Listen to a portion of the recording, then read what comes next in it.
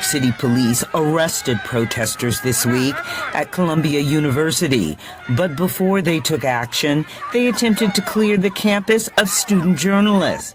By the time police stormed and cleared Hamilton Hall of the occupying protesters, student journalists told VOA there weren't many of them left to report on events. The NYPD severely restricted the access of members of the press, including the student press, who were on campus. Several members of the student press who were outside Hamilton Hall were removed from the campus entirely. Now, this is very troubling because they weren't there to document or to bear witness to the police action that was going to take place in a sensitive environment.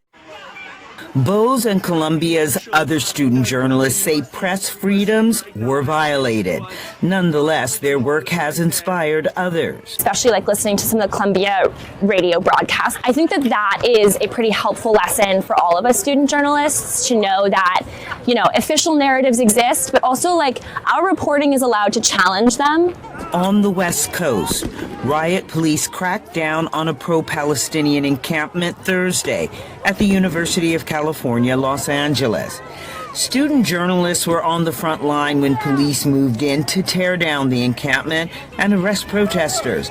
Their newspaper said at least 4 of their reporters were attacked by unknown assailants. I do think that what they're doing speaks to the clear and profound importance of student journalists at academic institutions to provide regular updates to faculty and students as to what's happening on their campus, especially under the current circumstances. Student journalists say safety is a chief concern. Some are reporting in pairs, others wear large press credentials.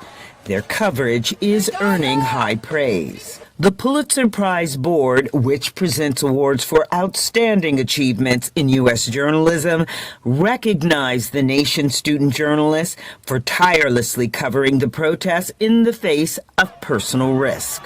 Legal watchdogs are keeping an eye on events as well, noting that student journalists have been pepper sprayed, hit with rubber bullets, and disciplined by universities for their reporting. When student journalists are lumped in together with those protesters whom they're trying to cover, it's a disservice to everyone.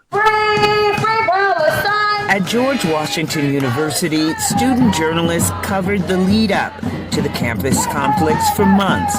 This encampment is a joint effort of 8 schools in the Washington area. Many journalists have been here since the first tent was pitched in mid-April. They told us, hey, there's something going on, you guys should get ready. And so with the rest of the news team, we sat down, we put together a coverage plan. Some student journalists told VOA they simply continue doing what they did before their campuses became international stories and their work garnered recognition. Report the campus news. Robin Guess, VOA News. The university campus right now. Okay.